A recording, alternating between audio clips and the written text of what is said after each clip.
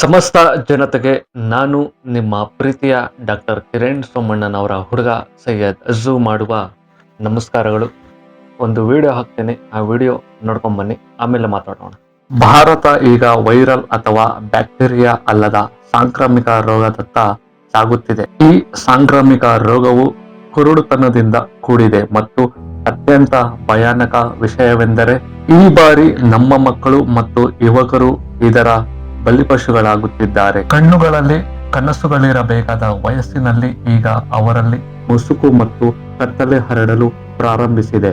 ಈ ರೋಗದ ಹೆಸರು ಸಮೀಪ ದೃಷ್ಟಿ, ಅಂದರೆ ಇದರಲ್ಲಿ ಹತ್ತಿರದ ವಸ್ತುಗಳು ಗೋಚರಿಸುತ್ತದೆ, ಆದರೆ ದೂರದ ವಸ್ತುಗಳು ಸಂಪೂರ್ಣವಾಗಿ ಮುಸುಕಾಗಿ ಕಾಣುತ್ತವೆ. ಆರಂಭದಲ್ಲಿ ಇದು ಸಾಮಾನ್ಯವೆಂದು ತೋರುತ್ತದೆ, ಆದರೆ ನಿರ್ಲಕ್ಷಿಸಿದರೆ ಈ ರೋಗವು ಕ್ರಮೇಣ ಕಣ್ಣುಗಳನ್ನು ಸಂಪೂರ್ಣವಾಗಿ ಹಾನಿಗೊಳಿಸುತ್ತದೆ. ವಿಶ್ವ ಆರೋಗ್ಯ ಸಂಸ್ಥೆಯ ವರದಿಯ ಪ್ರಕಾರ ಭಾರತದಲ್ಲಿ ಸಮೀಪ ದೃಷ್ಟಿಯ ಪ್ರಮಾಣ 69% ತಲುಪಿದೆ. ಅಂದರೆ ಪ್ರತಿ 10 ಮಕ್ಕಳಲ್ಲಿ 7 ಮಕ್ಕಳು ಅಥವಾ ಯುವಕರು ಈ ಕತ್ತಲೆಯುತ್ತ ಸಾಗುತ್ತಿದ್ದಾರೆ. ಇದಕ್ಕೆ ದೊಡ್ಡ ಕಾರಣವೆಂದರೆ ಮೊಬೈಲ್ ಪರದೆಗಳು ಮತ್ತು ಗ್ಯಾಜೆಟ್ಗಳ ಬಳಕೆ ಹೆಚ್ಚುತ್ತಿರುವುದು.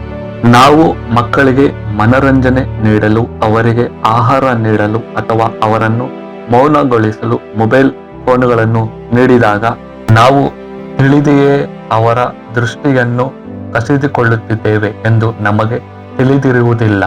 5 ರಿಂದ 15 ವರ್ಷ ವಯಸ್ಸಿನ ನಡುವೆ ಪ್ರಕಾಶಮಾನದ ಬೆಳಕು, ಪರದೆಯ ನೀಲಿ ಬೆಳಕು ಮತ್ತು ಗಂಟೆಗಳ ಕಾಲ ಹತ್ತಿರದಿಂದ ನೋಡುವುದಕ್ಕೆ ಒಗ್ಗಿಕೊಂಡರೆ ರೆಟಿನಾ ಒತ್ತಡಗೊಳಗಾಗುತ್ತದೆ ಮತ್ತು ಅವರ ಪ್ರಪಂಚವು ಕ್ರಮೇಣ ಮುಸುಕಾಗುತ್ತದೆ.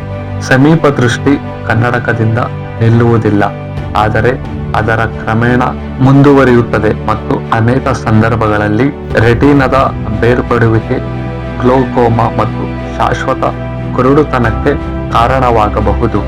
ಅತ್ಯಂತ ಅಪಾಯಕಾರಿ ವಿಷಯವೆಂದರೆ ನಾವು ಅದನ್ನು ಆರಂಭದಲ್ಲಿ ಗುರುತಿಸುವುದಿಲ್ಲ. ಮಕ್ಕಳಿಗೆ ತಲೆನೋವು ಇದ್ದರೆ ಅಥವಾ ಟಿವಿ ಬಳಿ ಕುಳಿತರೆ ನಾವು ಅವರನ್ನು ಬೈಯುತ್ತೇವೆ, ಆದರೆ ನಾವು ನಮ್ಮ ಮಕ್ಕಳ ಕಣ್ಣುಗಳನ್ನು ಪರೀಕ್ಷಿಸುವುದಿಲ್ಲ ಮತ್ತು ಅವರು ಕನ್ನಡಕವನ್ನು ಪಡೆದಾಗ ಈಗ ಎಲ್ಲವೂ ಸರಿಯಾಗಿದೆ ಎಂದು ನಾವು ಭಾವಿಸುತ್ತೇವೆ. ಆದರೆ ನಿಜವಾದ ಕಾರಣ ಪರದೆಯ ಸಮಯ ಹೆಚ್ಚಾಗುವುದು ಹಾಗೆಯೇ ಉಳಿದಿದೆ. ಈಗ ಚಿಕಿತ್ಸೆ ಮಾತ್ರವಲ್ಲದೆ ತಡೆಗಟ್ಟುವಿಕೆಯತ್ತ ಗಮನ ಹರಿಸುವ ಸಮಯ.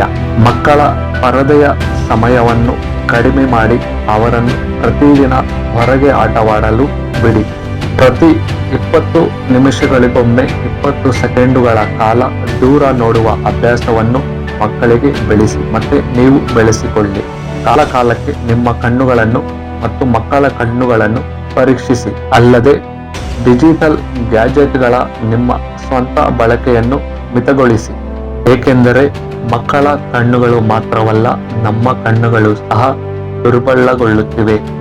ನೀವು ಒಬ್ಬ ತಾಯಿ, ತಂದೆ, ಶಿಕ್ಷಕ ಅಥವಾ ಯುವಕರಾಗಿದ್ದರೆ ಈ ಮಾಹಿತಿಯು ನಿಮಗೆ ಒಂದು ಎಚ್ಚರಿಕೆಯಾಗಿದೆ. ಈ ವಿಡಿಯೋ ನಿಮಗೆ ಇಷ್ಟ ಆಗಿದ್ರೆ ಲೈಕ್, ಶೇರ್, ಕಮೆಂಟ್ ಮಾಡಿ. ಹಾಗೂ ನಾನು ಮುಂದಿನ ವಿಡಿಯೋದಲ್ಲಿ ಸಿಗೋವರೆಗೂ ನನ್ನ ಫೇಸ್ಬುಕ್, ಇನ್ಸ್ಟಾಗ್ರಾಮ್ನ ಫಾಲೋ ಮಾಡ್ಕೊಳ್ಳಿ ಹಾಗೂ ನನ್ನ ಯೂಟ್ಯೂಬ್ನ ಸಬ್ಸ್ಕ್ರೈಬ್ ಮಾಡ್ಕೊಳ್ಳಿ ಅಂತ ಹೇಳ್ತಾ, ಜೈ ಹಿಂದ್, ಜೈ ಭೀಮ್, ಜೈ ಕರ್ನಾಟಕ.